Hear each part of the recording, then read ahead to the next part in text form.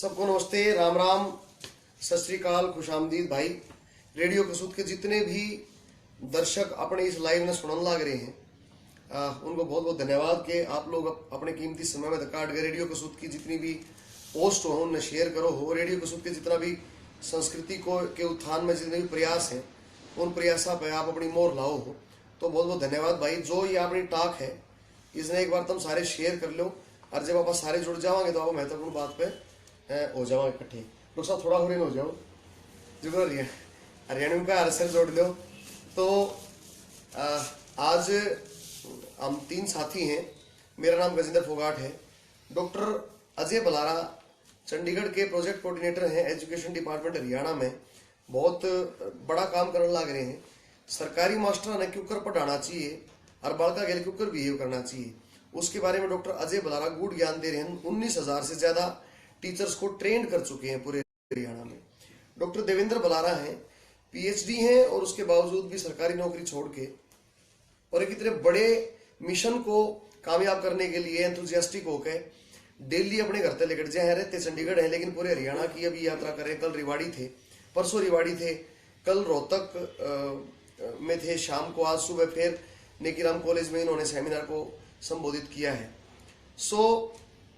मैं तो बस इतना बता दूं कि आज की जो बात करने का जो टॉपिक है वो ना तो किसानी का है, ना गाने बजाने का है, कल्चर का है, ना स्पोर्ट्स का है, ना स्वास्थ्य का है। आज टॉपिक यो है कि इससे संबंधित जितने भी हमारे बालक हैं, हमारे भाई हैं, नौजवान युवा साथी या स्कूल के बालक हैं, वे बालक इस टाइम सही रास्ते पर चल रहे हैं कि नहीं। जब चल रहे हैं तो ये हत्याएं क्यों होने लग रही हैं। रोहतक में 19 साल का एक लड़के का मर्डर हो गया एक कॉलेज में। आज ये खबर आई दिल्ली में 9वीं क्लास के एक बच्चे की लाश मिली है टॉयलेट में। 2 दिन पहले यमुनानगर, 2-4 दिन पहले, 1 हफ्ते पहले यमुनानगर में एक प्रिंसिपल को इतनी गोलियां मारी, उस लड़के ने मैगजीन खाली होने तक गोली चलाता रहा। इससे पहले प्रदुमन हत्याकांड में भी एक लड़के का ही नाम आया कि उसने टीनेजर है कि उसने जो है इसलिए हत्या कर दी कि पीटीएम आयोजित ना हो। एक टीचर के ऊपर गंडासी से वार करता हुआ एक बहुत बड़ा वीडियो वायरल हुआ एक बच्चे का, वो भी कोई 10th 11th का बच्चा था। तो जब अगर ये बालक किताबा की बजाय या हाथ में इंस्ट्रूमेंट और खेल के जो सामान है उनकी बजाय जो हथियार ढालेंगे तो फिर समाज मेरे ख्याल से कहीं से सुरक्षित नहीं रहेगा। तो दोनों भाई साथ हैं। डॉक्टर साहब, जो हमारी बात चल रही थी कि कहीं ऐसा तो नहीं कि जो युवा हमारा है 15-16 साल के बाद हम युवा है मानना बालका आजकल थोड़ा जल्दी बढ़ जाए हैं, तो कहीं ऐसा तो नहीं कि जो ये हमारा यूथ है इनकी जो स्टार्टिंग एजुकेशन पैटर्न और इनकी घर की जो संस्कार वाली शिक्षा है उसमें कोई सी दिक्कत तो नहीं होने लग रही जिसके कारण युवा जो है इस टाइम मर्डर करने लग रहे। क्योंकि आज का युवा 15 साल पहले बच्चा था, तो वो कमी बताओ मेरे को 15 साल पहले की जो आज रिजल्ट गड़बड़ हो रहे हैं या फिर आज में कोई दिक्कत है। सारे भाई राम राम। गजेंद्र भाई ने जिस बात शुरू करी है असली जड़वाए है, जो युवा आज मर्डर करने लग रहा है वो 15 साल पहले किसी परिस्थितियां में पड़ा है। और एक अगर आपने स्प्रिंग देखा हो, पेन का सिक्का कागज स्प्रिंग हुआ करता जो, उस स्प्रिंग ने जितना कड़ा दबाओगे बाद में जब वो प्रेशर रिलीज होगा तो उतना शूट बैक करेगा। फोगाट साहब, इस चीज को समझने की जरूरत है कि बचपन में जब बालक पढ़ने लग रहा था तो स्कूल में घर में माहौल के था वो स्प्रिंग कितना दबाया गया था। जैसे ही बच्चे के ऊपर से युवावस्था में वो दबाव हट रहा है या किशोरावस्था के अंदर वो बाउंस बैक करता है, और जब वो झटके से बाउंस बैक करेगा तो सोसाइटी के अंदर कहीं किसी न किसी को चोट पहुंचेगी ही पहुंचेगी। अच्छा। हमने देखना योग है। मैं थोड़ी सी 2 जगह की बात करूंगा कि घर का माहौल और स्कूल का माहौल इस स्प्रिंग ने क्यों कंप्रेस करना लग रहा है। अच्छा, मैं घर पे देखता हूँ कि देखिए हम सब बच्चे से बड़े और बड़े से बूढ़े कब होते हैं इसकी कोई डिमार्केशन क्लियर कट नहीं है। यानी मेरा कहने का मतलब ये है कि आप शुरूते इंसान हाँ और बढ़ते हुए इंसान है, निरंतर एक अंत में जाके हमारा खत्म हो जाता है, समाप्ति हो जाती है। उस टाइम पर हम बच्चे ने इंसान नहीं समझते अपने कैसा, हम बच्चे ने सोचा कोई टॉय है क्योंकि तोड़ मरोड़ लो, लेकिन उस समय वो समय है जब उसकी मानसिकता का विकास होने लगा है।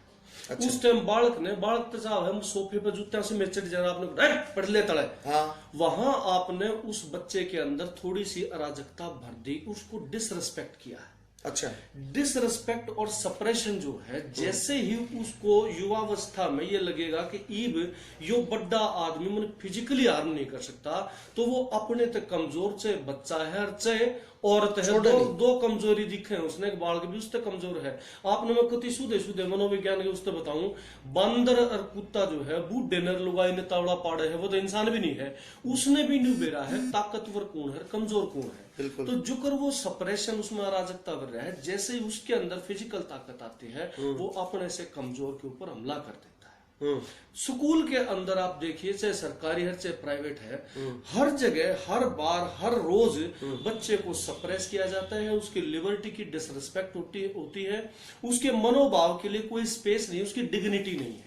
जब तक ये चीज चैलेंज होती रहेंगी, वो चाहे एजुकेशनल इंस्टीट्यूट के अंदर हो रही है, चाहे घर के माहौल के भीतर हो रही है, बड्डा के द्वारा, वो जो कुंठा है, वो जो जहर है, वो बड्डा होते हैं लकड़ा है। मैं इसको मनोविज्ञान की दृष्टि से इस तरह से देखता हूँ।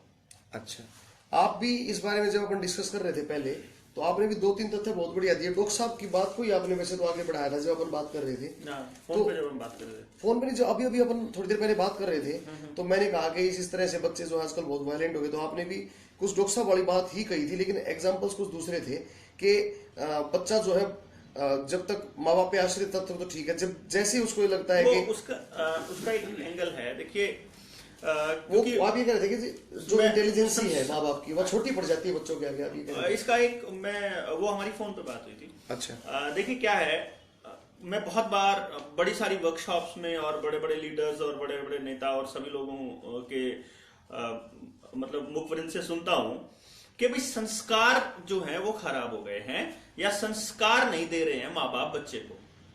मुझे ऐसा लगता है कि संस्कार जो है वो कोई देने की चीज नहीं होते हैं, वो अपने आप ले लेता है बच्चा। जैसे ही वो देखता है जो चीज उसको मिल रही है, जिस तरह का उसको एक्सेप्टेंस मिल रहा है, जिस तरह की उसकी डिग्निटी को बरकरार हम लोग रख रहे हैं या उसको हम लोग डिस्टर्ब कर रहे हैं। अब पहले के मतलब आप अपने समाज का और आज के समाज में अगर कंपैरिजन करने लगेंगे, तो पहले क्या होता था कि कोई भी बच्चा है या कोई बड़ा है, उसको ज्यादातर वही काम करना होता था जिस घर में जिस परिवार में वो जन्म ले रखा है। यानी किसान का बेटा मान लो किसान बनना है उसने, वो खेती का काम कर रहा है, तो वो अपने पिता से ही सीख रहा है कि किस टाइम पे फसल में पानी देना है, किस टाइम बीज बोने हैं, किस टाइम उसको क्या करना है। इसका सीधा सीधा एक किस तरह से असर पड़ता है कि वो बच्चा रोज अपने माँ बाप को ये देख रहा है। जैसे लड़कियां क्या होती थी पहले कि वो घर का काम ही सीखती होती थी अपनी माँ से, और लड़के वही काम करते थे जो उनका पिता कर रहा है। तो इसलिए क्या हुआ कि धीरे धीरे रोज रोज वो यही देखते होते थे कि भाई मेरा पापा जो है या मेरे पिताजी जो है वो बहुत इंटेलिजेंट है, उनको सब मालूम है। वो जो कह देते हैं कि बारिश होने वाली है या इस तरह की, ये मैंने खेती का एक एग्जांपल लिया है, किसी भी फील्ड में आप इसको ले सकते हैं। वो एहसास कराते हैं कि इस पर्सन से मुझे इस बारे में सलाह लेनी चाहिए, और क्योंकि वो एक सम्मान है, मालूम है कि इसको नॉलेज है, तो उससे सलाह लेता भी है और उसको फॉलो भी करता है। इसीलिए हम लोग बड़ों की इज्जत भी करते होते थे और इसीलिए हम लोग उनसे सलाह भी लेते होते थे, उनके पास बैठते भी थे।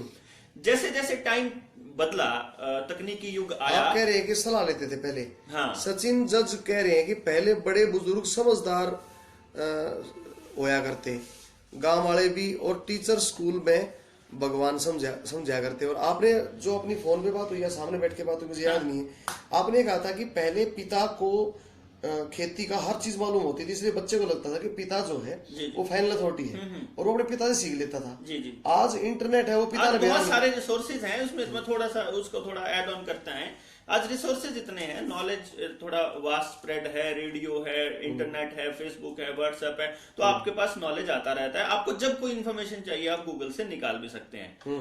पहले के मुकाबले आज जैसे ही मान लीजिए आप ये सोचिए कि 3 साल का बच्चा जो मोबाइल को अच्छे से ऑपरेट कर सकता है, उसके पापा जो हमसे बड़े हैं उम्र में, वो उस मोबाइल को उतनी अच्छी तरह से ऑपरेट नहीं कर पा रहे हैं। तो उसी वक्त उस बच्चे को ये मालूम पड़ गया कि इससे ज्यादा तो मुझे मालूम है। अब जो कोई आदमी से ज्यादा हमको मालूम है, हम उसकी सलाह कैसे लेंगे उस मामले में? बात तो सिंपल सी बात है। एजुकेशन के मामले में जब बच्चा जाता है अपने उन माता पिता के पास कि मुझे ये समझा दीजिए, तो वो ये कहते हैं बेटा 15 साल पहले पढ़ा था, या कह देते भाई हमारे टाइम में तो हिंदी मीडियम होता था, अब तो इंग्लिश मीडियम है। अब वो ये देख रहा है कि मेरी पढ़ाई से रिलेटेड इसे नहीं आता है सब्जेक्ट कुछ भी, या मैं जब सलाह मांगने जाता हूं तो ये ठीक से प्रॉपर सलाह नहीं दे पा रहे हैं, या इस एंगल पे इनको मेरे को इनसे ज्यादा मालूम है। ये एक सबकॉन्शियस माइंड में एक बात जाती है कि हम अब मालूम है नहीं है, लेकिन फिर भी हम लोग पढ़ाई के लिए सलाह देते रहते हैं साथ के साथ। यानी कि एक बच्चा जो है, मुझे जो ये जो आप दोनों की बात से एक प्रॉब्लम तो बेरा पाट गई कि माँ बाप खुद तो इतने उस समय में लायक बन नहीं पाए थे, क्योंकि एजुकेशन कम थी, सुविधाएं नहीं थी। ये बालक न्यूचा हुआ है अगर चांद पे पहुंचाने का रॉकेट बना दे घर में बैठ के, और उसके लिए मास्टरों पर स्कूल पे भी दबाव डाले हैं। छोरे के मैथ में 80 नंबर हैं जी, 100 क्यों नहीं आए? हाँ। पड़ोसी के पेचाड़ में आए थे, इसके सुहाने चाहिए। आप अपने टीचर को धमकाओ, शनिवार को एक्स्ट्रा क्लास लगाओ, संडे को भी स्कूल को भेजो। इसका बस्ता इतना भारी कर दिया, बालक की कड़ जो है वो छाती चौड़ी नहीं होया करती, नहीं हो रही है। तो मुझे ऐसा लगता है कहीं ना कहीं अपने जो पेरेंट्स हैं डॉक्टर साहब, वो भी रेस्पॉन्सिबल हैं। बच्चों को बहुत ज्यादा सप्रेस और स्प्रिंग बनाने में बहुत ज्यादा दबाव पड़ गया। आप तो अपनी उम्र में बुरा मत मानियो भाई, रेडियो के सुधीर दर्शक हैं, आप तो अपनी उम्र में गंडे भी चूंगे, छोलिए टाट भी खागे, खेता में भी खेल गए, फिट्टो भी खेल गए, कंचे खेल गए, सारे स्वाद ले गए, फोली फोली पढ़ाई करके अरीब अपने बड़का न्यूचाव है ये पैदाइशी डॉक्टर इंजीनियर बन जाए। ये हाँ, ये बात मैं गलत कह रहा हूँ? बिल्कुल ठीक बात। तो कहीं ना कहीं पेरेंट्स की जिम्मेवारी है कि नहीं? एग्जैक्टली है। डॉक्टर देव भलारा एक ऐसा कैंपेन शुरू करे हॉरिजन के नाम से, एक्सपेंडिंग होराइजन।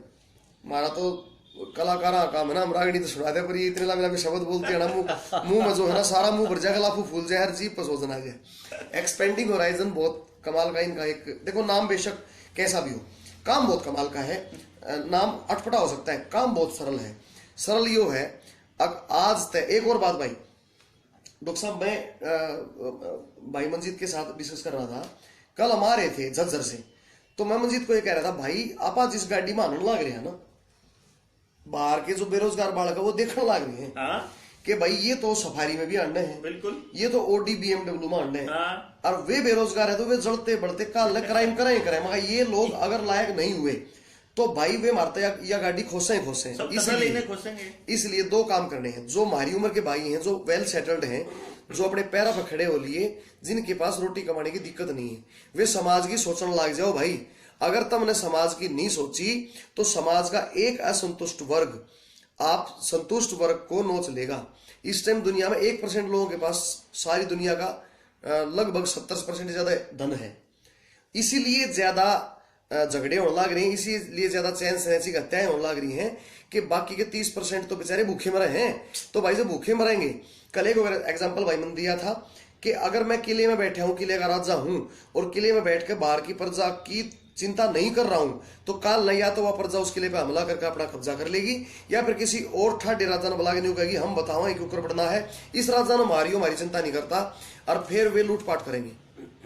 ये सर्विस पे बड़ा आसान भी है। एक और मैं आपको एक बात बताऊं, इस चीज के ऊपर बड़ा वार्न करने की जरूरत है। हालांकि मैं उतना ही जजमेंटल हो रहा हूं जिस चीज के लिए मैं आपको वार्न कर रहा हूं, लेकिन आप इस बात को समझिए कि जो आज जो बेरोजगार युवा के पास जो 1 GB डाटा डेली मिलता है, उस 1 GB डाटा का वो डेली इस्तेमाल, क्योंकि उसे खत्म करना है, वो उसको यूट्यूब खास तौर पे यूज करता है, या फिर वो फेसबुक की वीडियोस।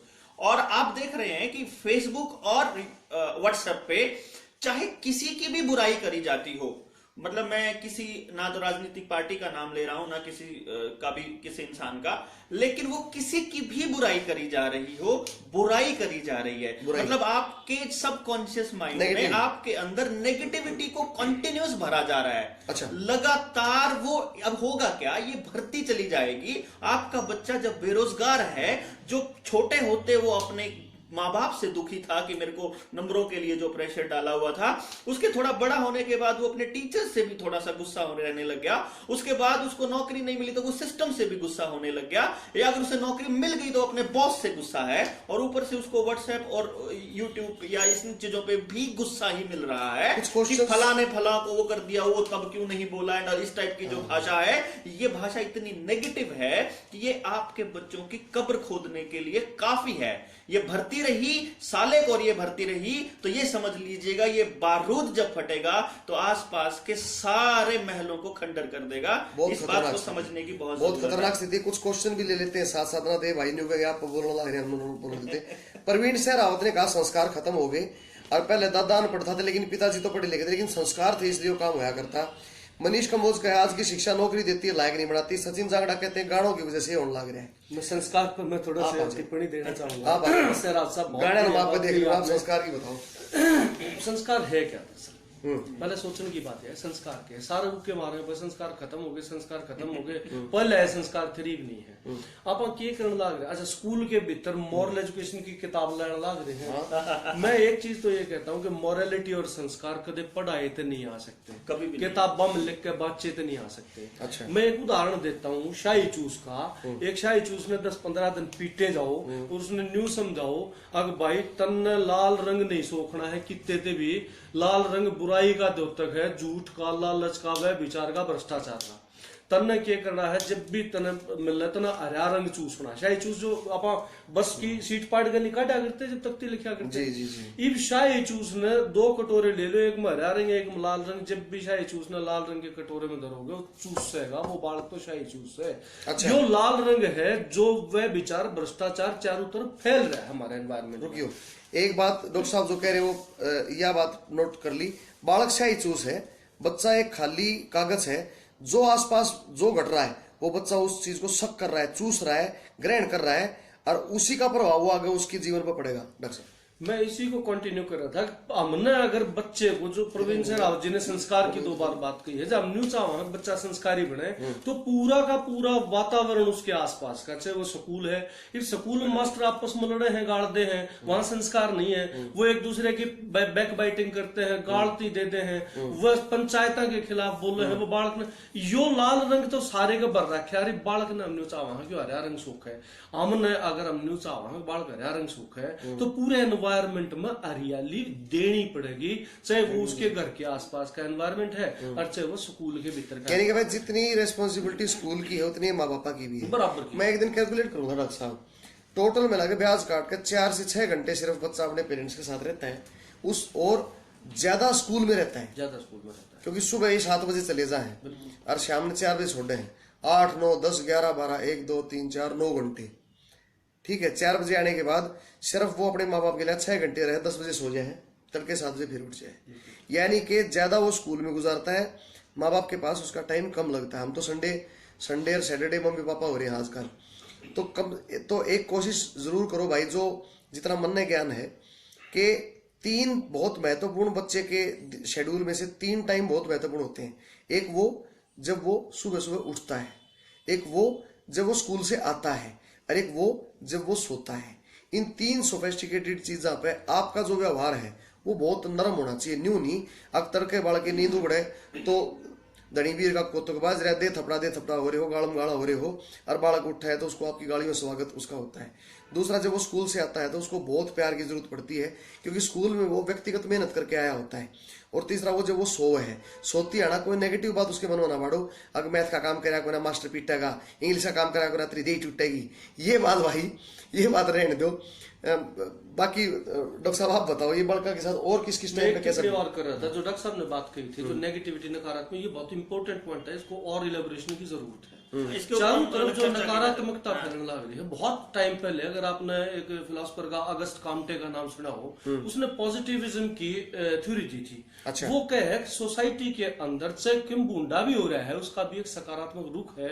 अगर हम सारे उसने उजागर करते रहा तो जो बच्चा किशोरावस्था में बड्डा होने लग रहे, सोसाइटी के रिस्पॉन्सिबिलिटी लेने खातिर जिन तैयार करने लग रहे हैं, उसमें सकारात्मकता पॉजिटिविटी आ जाएगी। और वो गलत चीजा ने कहा नहीं, कोई बात नहीं, एक आधा इंस्टेंस हुआ, लेकिन सब कहेगा नाश नहीं हो रहा। लेकिन दूसरी तरफ हम उसमें कहने के लाग रहे हैं, मास्टर भी समझाओ है, नाश्ता सरकार ने कर दिया, नाश्ता विभाग ने कर दिया, अब तक किम में भी ना रहा, धरती में ठीक कर नहीं रहा, सब किम नेगेटिविटी बढ़ती, वो हर चीज को एक नेगेटिव रवैये देखे।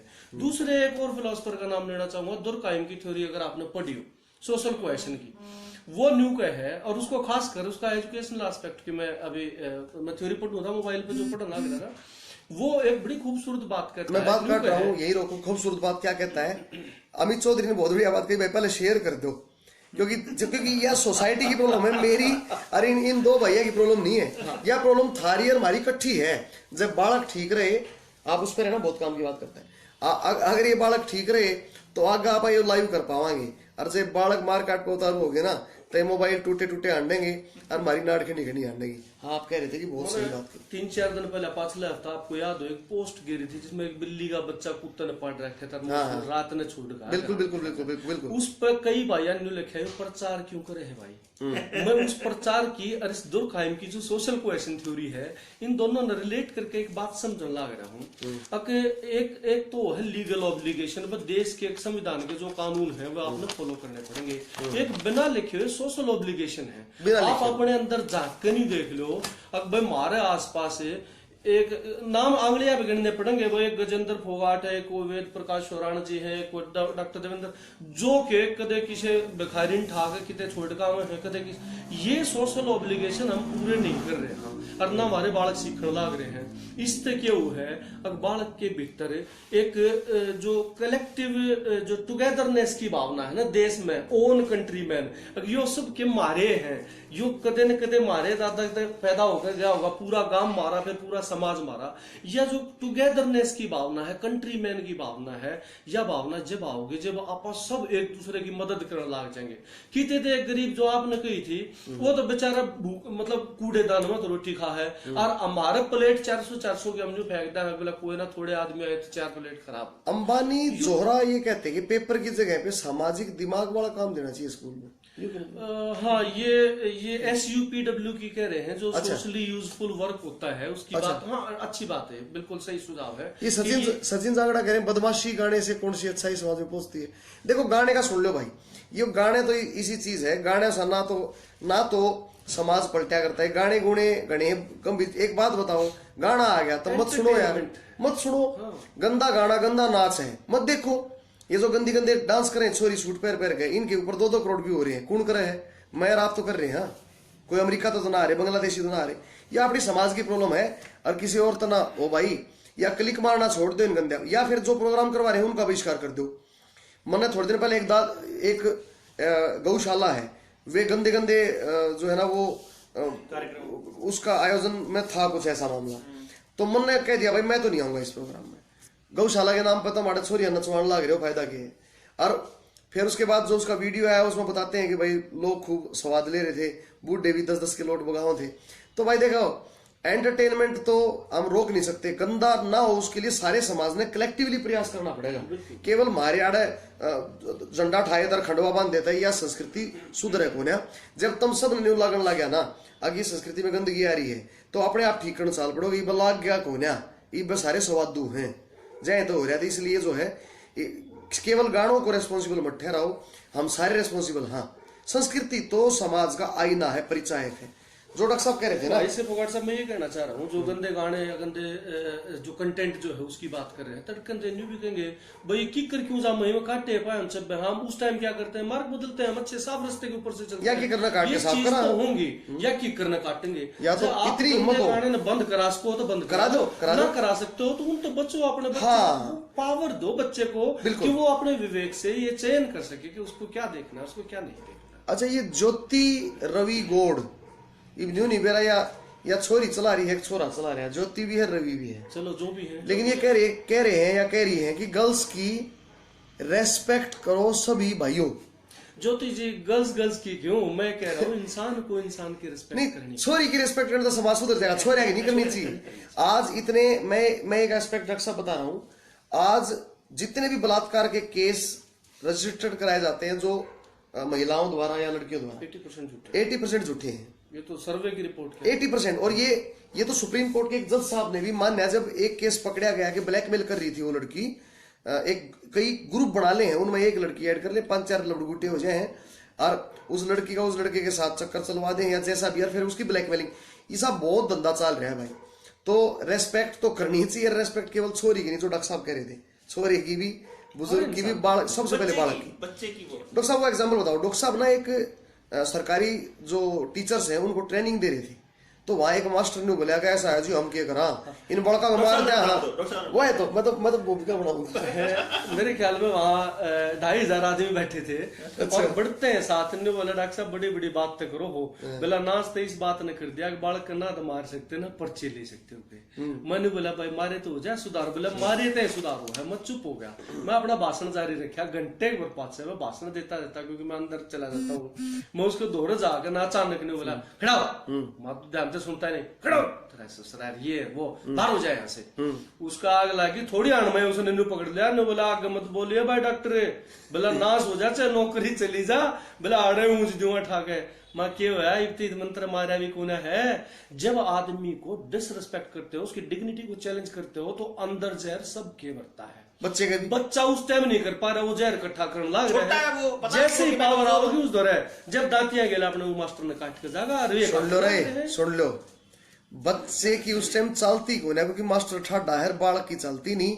पेरेंट्स ने पीछे भर रखे स्कूल में भी काट नहीं सकते और ना पेरेंट्स आजकल गढ़ा मतलब है तो बड़का स्कूल में एडमिशन करा नहीं सोचा ये बन के निकलेगा भाई बालक नहीं बारूद बना ला रहे जो डॉक्टर देव बुला रहे।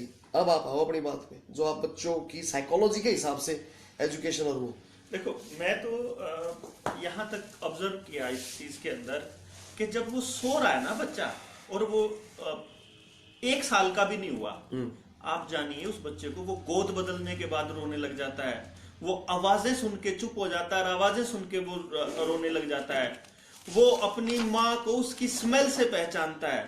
मतलब हम उस बच्चे ने जब तक बोलना शुरू नहीं किया उसने देखना और ऑब्जर्व करना शुरू कर लिया। क्या बात है। अच्छा। इसका मतलब है कि आपके घर में टीवी कितनी देर चल रहा है, क्या बज रहा है उसके अंदर, कॉन्टिन्यूअस शोर वो जी टीवी वाला और स्टार प्लस वाला चलता है या चलता ही नहीं है। जब आप आपस में बात करते हो तो एक दूसरे को ताने देते हो या फिर आप एक दूसरे के रिस्पेक्ट के साथ बात करते हो, वो ग्रहण कर रहा है, वो सब कुछ अंदर जा रहा है। वो हो सकता है कि उसको प्रोड्यूस ना करे।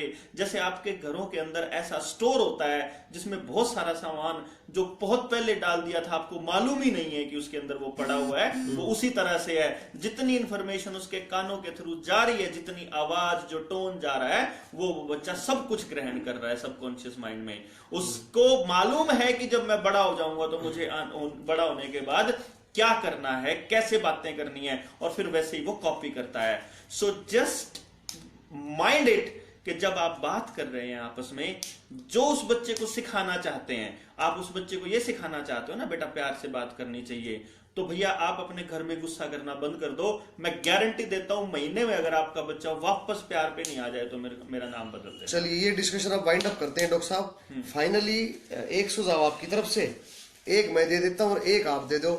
आपसे शुरू करते हैं। मेरा सुझाव ये है कि इस सारे गेम को जो गलत जा रहा है इसके रूल सेट तो हैं सोसाइटी के अंदर, लेकिन जब बच्चा बढ़ रहा है स्कूल को एक ऐसा संस्थान बनना पड़ेगा जो प्रभावी रूप से समाज में एक साथ और समरसता के साथ रहने के नियम भी बच्चे के दिमाग में डाले। और वो नियम किताबों में लिखने से और उस पर प्रश्न पूछने से नहीं होंगे, वहां के माइक्रो एनवायरनमेंट के अंदर वो नियम फॉलो किए जाने चाहिए। अच्छा भाई मेरा ये सुझाव है कि जिसा बालक आसपास के वातावरण में पढ़ने लग रहे हैं ना, हेरिडिटी और एनवायरनमेंट 2 चीजें बच्चे को बढ़ाती हैं जहां तक मेरा ख्याल है। हेरिडिटी में तो आपके संस्कार आ जाते हैं जो खून के थ्रू डीएनए के थ्रू बालक धुरत जा है, और दूसरा एनवायरनमेंट वो हमारे हाथ में है। कम से कम उस टाइम जो कर पति पत्नी लड़न ला रहे बच्चा आ गया या तो चुप हो जाओ या फिर बच्चे को बीच में बैठा के न्यू को बेटा हमारी इस बात पे लड़ाई, आप क्या सुझाव देते हो? इतना हेल्दी इस लड़ाई को बना दो या तो कि बच्चा अपने आप को जज फील करे और वो भी इन्वॉल्व हो गया पापा ये सुझाव है या ये करो, जिसा भी बच्चा दे और उसको अप्रिशिएट करो, या फिर उसके आगे लड़ो मत। इस तरह की बहुत सारी चीज करनी पड़ेगी। स्कूल में मेरे बेटे को एक बच्चे ने मुक्का मार दिया, मेरे बेटे का जन्मदिन था उस दिन, तो मुझे एक टीचर ने कहा जी इसके मुंह मुक्का मार दिया, इसका मुंह सूज रहा है और आप गुस्सा मत करना किसी को। मैंने कहा ठीक है जी। हम स्कूल में उसका जन्मदिन मनाने गए, वो लड़का जी ने मुक्का मारा था, मैंने उसको बुलाया, मैं कहा भाई सुन आज लैंप लाइटिंग तू करेगा और आर्यन से केक तू कटवाएगा। वो लड़का अब उसका सबसे बेस्ट फ्रेंड है। उस टाइम मैं उसको पनिश कर देता डॉक्टर साहब, तो मेरे ख्याल से एक तो दुश्मन खड़ा हो गया, मेरे बेटे की परेशानी बढ़ गई, उसका एक दुश्मन खत्म कराया और मेरे बेटे की परेशानी भी खत्म होगी और एक मानता का परिचय भी है भाई। कदे कदे हमने मोहब्बत का संदेश दे दिया। अब आप बताओ। देखिए मेरा वैसे बहुत लंबा विषय है ये जो हमने छेड़ा है, और आपकी तो जिंदगी का मकसद है। मेरा तो मकसद ही है, जिंदगी का ही मकसद मैंने इसको बना लिया आपने। मेरा एक जो आज का जो सबसे मतलब इम्पोर्टेंट सुझाव मैं देना चाहता हूँ, आज ना इस वर्चुअल वर्ल्ड की वजह से, जिसमें आपका टेलीविजन, सिनेमा, मोबाइल, फेसबुक और मतलब मोबाइल कहने का और वीडियो गेम्स, इस वर्चुअल वर्ल्ड की वजह से एक जो सबसे बड़ी कमी जो मैं महसूस करता हूं वो ये है कि हमारे बच्चे सोचना बंद हो गए हैं। यस, क्वेश्चन आंसर तो याद कर लेते हैं स्कूल के अंदर, और घर उसके बाद सोचने का कोई मतलब नहीं है। सोचना सिखाती है किताबें। अच्छा, इसके अलावा और कोई चीज आपको आप लिखते हैं, बिना पढ़े आप लिख ही नहीं सकते। आपको विचार आएंगे तो तब आएंगे जब आपने पढ़ा होगा, देख के विचार नहीं आते। अच्छा, किताब भी बहुत जरूरी है। किताबें जिंदगी का सबसे अहम हिस्सा होती हैं। अगर बच्चे को आपने सिखाना है कि वो सोचे सही और गलत क्या है, उसका एकमात्र साधन किताबें हैं, एकमात्र। तो माँ बाप के लिए मेरा सजेशन ये है पर्सनल, कि रोज शाम को आधा घंटा कोई भी कुछ भी जो आपको पसंद हो पढ़ा जरूर कीजिए। उस बच्चे को ये मालूम पड़े कि मेरे घर का कल्चर है कि मुझे पढ़ना है, कि ये जो किताब है ये सिर्फ मेरे लिए नहीं बनी है, और वो उसका, ताकि उसका उस तरह से विकास हो कि वो सोचना सीखे। क्योंकि हमारी एजुकेशन उस तरह से बनी हुई है कि वो ये कहती है कि सोचो भी हमारे ही तरीके से। मैं समझ गया, उसका स्वतंत्र विचार एक विकसित होना चाहिए कि गलत और सही का डिसीजन वो ले सके, विजडम के साथ वो। मैथ का मास्टर ने बोला मान लो 3=4, बोला अच्छा क्यों मान लिया भाई, हम अपने बाबू की मानते हैं, तेरी मान लिया। सो भाई बहुत बढ़िया रहा। डॉक्टर अजय बलारा जी का और डॉक्टर देवेंद्र बलारा जी का मैं बहुत बहुत धन्यवाद करता हूँ। रेडियो कसूर के जितने दर्शक इस टॉक को सुन रहे थे भाई, ये अपने बड़का कदर टॉक थी। प्लीज प्लीज प्लीज इसने बहुत ज्यादा शेयर करके रेडियो कसूर की जो ये मुहिम है, सांस्कृतिक मुहिम, उसमें ही हमारी ये शैक्षणिक मुहिम है। बच्चों को, बच्चा बचेगा तो देश बचेगा, ना तो भाई बूढ़े ठहरे आते हैं, सारी उम्र देश नहीं चल सकता। हम 21वीं सदी में प्रवेश कर चुके हैं और 2025-2027 में हम विश्व के सबसे युवा देश बनने वाले हैं। इसलिए जो हमारे बालक हैं, अगर ये ठीक ठाक रहे तो ये फिर पूरी दुनिया का नेतृत्व करेंगे। इस बात का ध्यान रख के इस सारी टॉक को शेयर कर दियो। रेडियो कसूर के सभी दर्शकों का बहुत बहुत धन्यवाद। नमस्कार, जय हिंद।